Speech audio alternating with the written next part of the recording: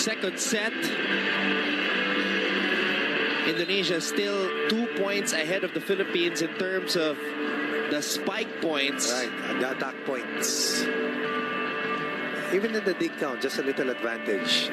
But I felt that in the end, it boiled down to our errors, especially during the time na pinoproteksyonan pa natin isang puntos sa kalamangan. Doon nangyari yung turnaround.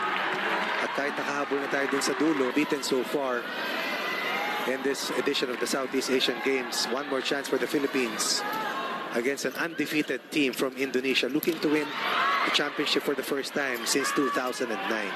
Still bulletproof are these Indonesian players in these Southeast Asian Games as Rivan continues to pour it on for his squad. 10 points for Rivan. 10 points that look like about 30 at this stage of the match, Anton, because it's so hard to defend Rivan anywhere na bigyan siya ng mga touches. Halos kalahati pa lang sa average ni Rivan ang kanyang nagagawa dito. And right now, Indonesia looking very confident after that block. Bumalik na naman yung kumpiyansa dito ng Indonesia. Very important for the Philippines. We've said this time and again, we have to build an early lead. Hindi nangyari. Now we have to stay close. Pag nakakuha ng magandang cushion, napakahirap pabulin. Retamar. Back row attack mula kay Bagunas. First point for Brian Bagunas here in the third set. And the Philippines needs more of those. At tignan natin kung mabuhay muli si Intal at si Kim Malabunga as our point of attack sa middle hitter position.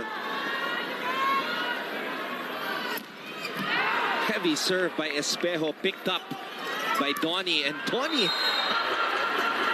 on that transition play right away, goes up for the kill.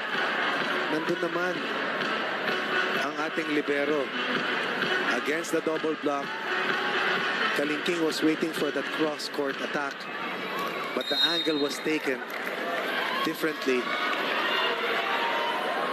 3 attack points for Indonesia here in the third set.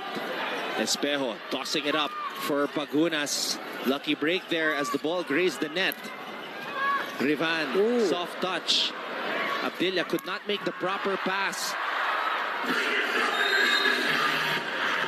Donnie has been the player of the match for Indonesia so far, Coach, aside from the setter. That's correct. At yung binabanggit mong public enemy number 1, kasama Anton.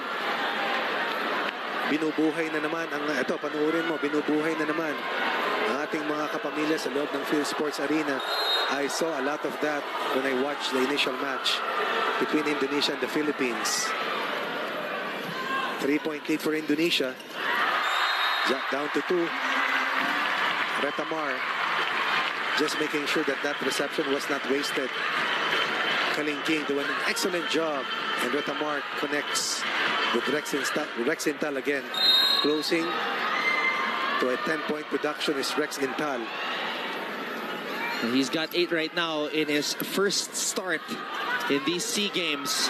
That will be 14 points in 2 matches for Intal as Donnie continues to hurt Team Philippines.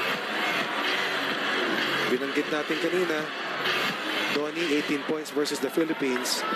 So unang laban, Rivan 24, Sigit with 13. Donnie already exceeding his average of 12.8 points per match. He's got 14. Diinan na to, Anton, para sa Indonesia. As they are up 5-2. Abdillah, swing and a miss. Right, windmill approach. Will not get it done for the Philippines. And this is similar to what we saw in the first set. Indonesia with a blistering start, setting the pace and trying to take out the 7th man on Team Philippines, which is the crowd inside the Phil Sports Arena. Badly missing that serve was Rivan. But the Philippines has to be able to capitalize on those errors. Too straight for the Philippines. Rivan from the service line. Service error. Donnie also checked by the Philippines. And that will be the first scoring run for the Blue Shirts. Kumahayo 4, the lead is now down to 2. Donnie. Baguna sending it back. Donnie again. Bitin. Oh! Net touch.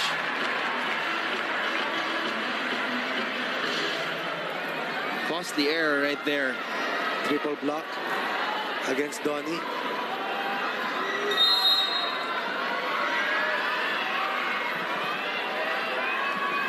Donnie Hariono. Bakunas. Talagang markado si Brian. Sinabayan. Sobra. Cross-court kill again by Rivan.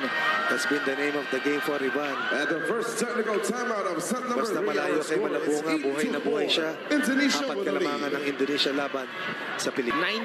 1977. The Cayetanos in attendance. As Bakuna scores.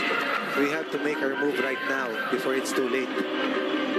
Once again, Malabunga with the please fake. turn off the flash of your Bagunas cameras against and the double block. smartphones. Thank you. Cross-court point likewise delivered by Bagunas. A consistent double-digit player for the Philippines all throughout the Southeast Asian Games. Malabunga on his way down. Good coverage by Abdilia, Oh, but no coverage. what timing right there by Nizar. Wala nang sumunod kay Espejo din sa palo niya sa open. Perfect defense para sa Indonesia. Espejo tried to make something out of a very tight set.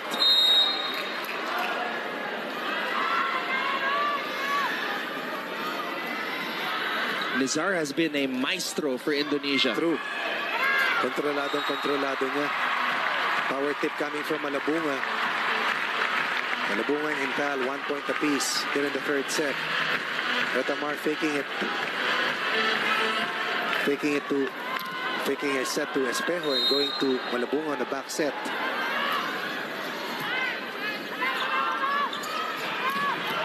Oh, How do you solve a problem such as that? And the problem started out in the first set, was contained a bit in that second set loss. Look at the placement coming from Rivan. Totally unflappable. sometimes he just makes it look effortless. Kaya alam mong napakagaling. Oh, poor reception right there. Alam mo, maganda nilalaro ng Pilipinas. Sobrang ganda lang ang pinapakita ng Indonesia. And Rivan just drops the hammer there, but overshoots it. It will be too wide for Rivan. For as long as we are given the opening, we should try to go for 2 straight points. Yun ang importante. Maka 2-point run, maka 3-point run.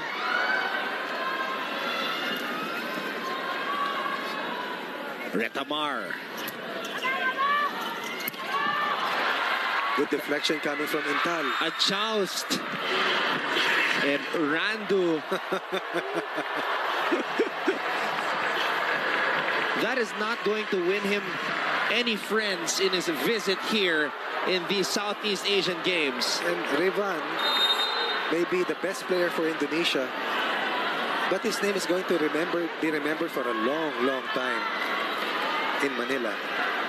4-point lead for Indonesia. Espejo. We needed that shot in the arm for the Philippines, courtesy of the multiple MVP winner in the UAP. Multiple and consecutive champions for the Ateneo Blue Eagles, together with Ish Polvorosa, his teammate in the national team. And an ace for Espejo. Dance the night away para sa Indonesia. For as long as we can come back, they can do what they want. Espejo from the service line. Espejo, attack point, plus a service ace. Espejo keeping the fire burning for the Philippines. 2-point lead for Indonesia. And that one sails out. Anong game natin sa Thailand, in-adjust niya yung service niya, no?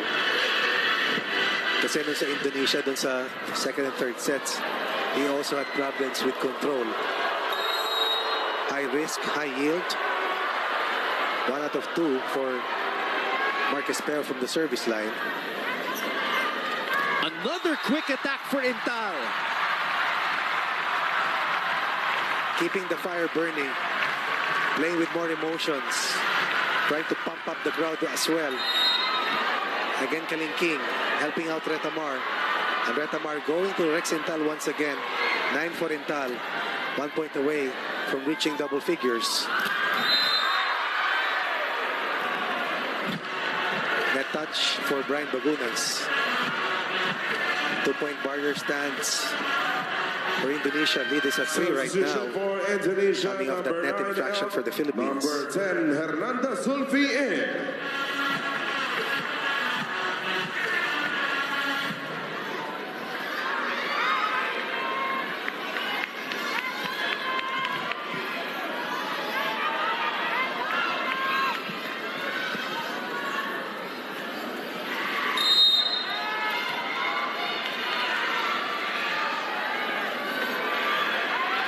Rivan in Indonesia holding on to this 13-10 advantage. Bagunas. Rivan from the back row. Wow. I thought that Bagunas had that ball put away already. But once again in transition, Indonesia goes to Rivan. One-on-one against Bagunas. Will not be a problem for Rivan. And now, this is a major cause for concern for the Philippines. Down 2 sets, behind by 4. Dito sa Pangalan. That has been the object of the game versus Rivan. Indonesia placed second in 2017, third in 2015, second in 2013, second in 2011, number 1 in 2009, number 1 in 2007. Let's see if this will fire up Team Philippines. Retamar, after that very good first ball, goes to Abdilia, who scores off the block. 11 in the third set for the Philippines. Indonesia with 14. 2 straight points for the Philippines. Ooh! Oh no. Well, did that ball cross? Tatlo yung sumabay dito kay Donnie. That's a good question that needs to be answered. And they won't ask him. Definitely.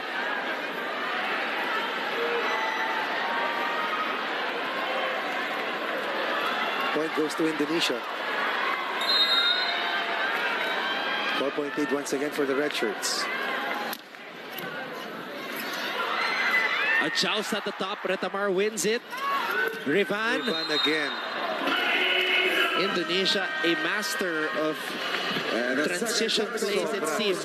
It's 16-11 in favor And that is why they're on top right now. Key is Nizar, saving a lot of broken plays and making sure that yung touches para dito kay Rivan, eksakto sa sweet spot na gusto niya. There'll be a yellow card, I believe, for the Philippines.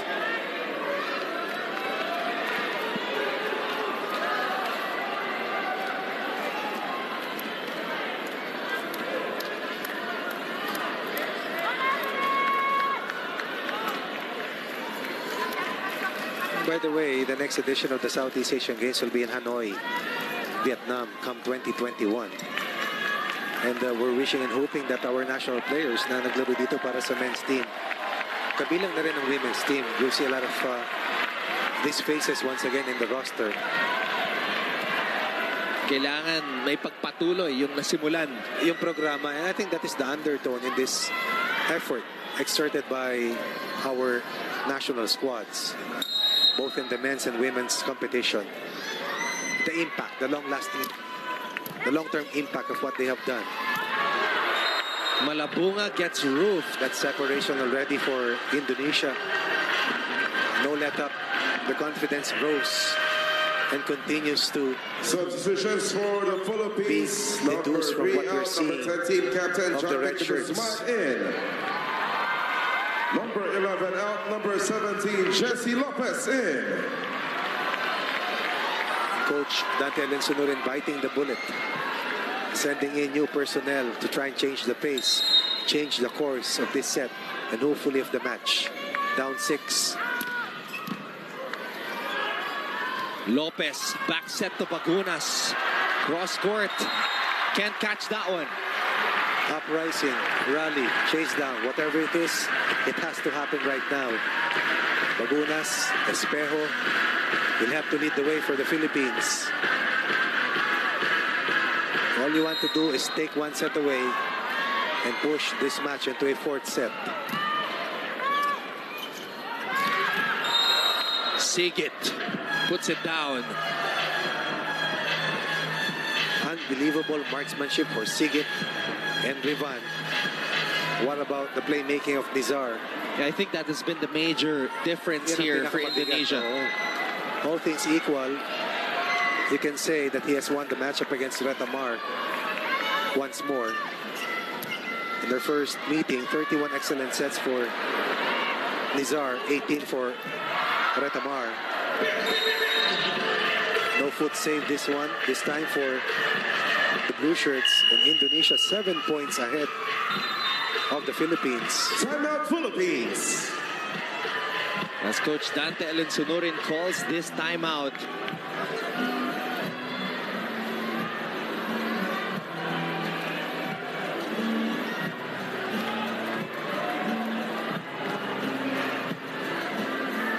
The Philippines trying to translate it here on a national level.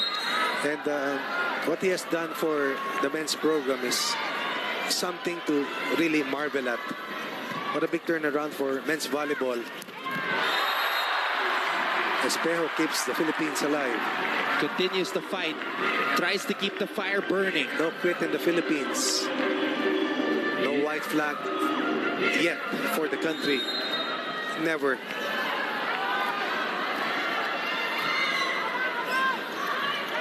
Sigit. Oh.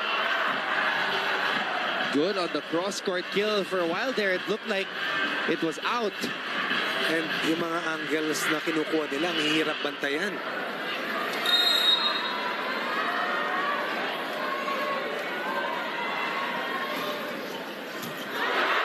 An ace for Indonesia.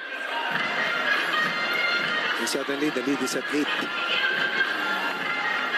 Slow start in the 3rd set has pushed the Philippines down to an 8-point hole. Totally different from that seesaw battle that we saw in that 2nd set loss. A set we could have won against Indonesia.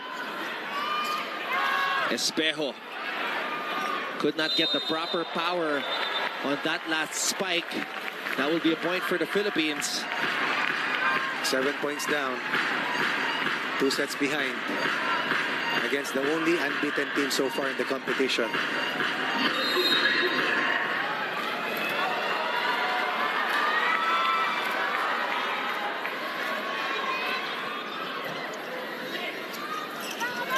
Oh, difficult set there. Sent towards the way of Rivan. There were 2 players in the air at the top of the net. Randu was just a misdirection. Rivan was enjoying that one. That's a misdirection. Randu was a decoy.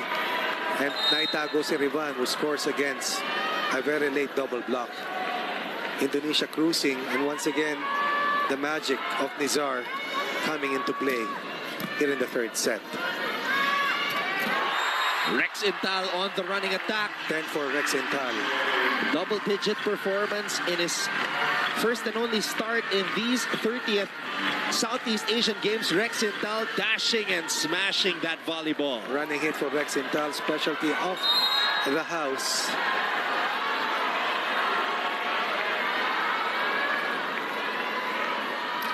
Espejo, Sinigurado. Goes back to Donnie. Nizar does. Pambihira. Donnie, Rivan. Unstoppable. Isama mo pa itong si Sigit. And those 3 players have scored in double digits, Coach Ronnie. Time and again. And Nizar has been a puppet master in this gold medal match. And ironically, it was his birthday yesterday. Celebrated his 25th birthday. The setter of Indonesia, Nizar. 8 points ahead and only 2 points away from sweeping the Philippines. Bagunas trying to keep it alive. And now they're feeling it closer and closer to the gold. And this match has slipped away from the hands of the Philippines. After dropping the second set, we are behind by 9 set points, equivalent to 9 match points. Pero alam mo, nung nanalo pa lang tayo sa Thailand, win-win situation na tayo rito, Anton. Imagine gold or silver for men's volleyball. Of course, lahat tayo pinapanalangin natin ginto. Espejo. Humihirit pa. Humihirit pa. Si Mark Espejo at ang Pilipinas. Pabaon na facial mula kay Espejo. Sakto. That's Randu on the receiving end. Hindi man niya birthday, may regalo si Mark Espejo. And that keeps us alive. Philippines at 16, Indonesia at 24. Indonesia trying to end the match. Donnie can't do it yet. Almost, but not quite. Lead is at 7 from a high of 9. And Indonesia sues for time. Indonesia. Naninigurado. Trying to ice Rex Intal at the service line. Coach G or Lee Ki-jiang asking Donnie to stand up. This is the final point to get the gold for Indonesia and a perfect tournament, a perfect SEA Games here in the Philippines. A perfect run to get to the mountaintop. Since 2009, that was the final year, or last year, that they finished on top of the SEA Games competition in the men's division. And They they're lost looking to for they're looking for the 10th Southeast Asian Games championship. 10th gold. Oh, 10th gold. The most. Last year, they lost in the finals in 4 sets against Thailand. This year, that was 2 years ago in 2017 in Kuala Lumpur. This year, they did not face Thailand. And the final spike for Indonesia to capture their 10th gold in the history of the Southeast Asian Games. A perfect run to the gold medal, not dropping a single match and not dropping a single set as well. Another wire-to-wire win here in the third set, reminiscent of that first set success for Indonesia versus the Philippines. They will be rewarded with their 10th gold medal in team history here in the Southeast Asian Games. What a win by Indonesia, and the guy who celebrated his birthday yesterday, the setter Nizar, with a masterful performance, saving the best for last. Even Donnie, na tinago ng Indonesia in the first 2 matches against Vietnam and Cambodia, pinakawalan kontra sa Pilipinas. Right, Sigit has been consistent, helping out Rivan run their offense seamlessly, but it's Nizar who really has been the biggest key against the Philippines. Not just today, but even the first time that we met them. Ace playmaker indeed. But what the Philippines has accomplished, wala na tayong may hingi pa kay Coach Dante Alinsunurin at sa kabuuan ng ating men's volleyball team. That's more than 4 decades of waiting, 42 years to be exact, back in the finals. And our second silver medal in the history of the Southeast Asian Games, first since 1977. And now this will be household names sa lahat ng ating mga kapamilya. When we talk about the players who put men's volleyball on the map, ang mga pangalang Mark Alfafara, Brian Bagunas, Rex Intal, Jesse Lopez, Ish Polvorosa, Ranran Abdilla, Kim Malapunga, Ricky Mark Marcos. Espejo, Jacqueline King, everybody on the team, the coaching staff, Sherwin Meneses. Dom De La Cruz, Dante Alinsunurin. Sama na natin pati yung ating mga women's team, of course, na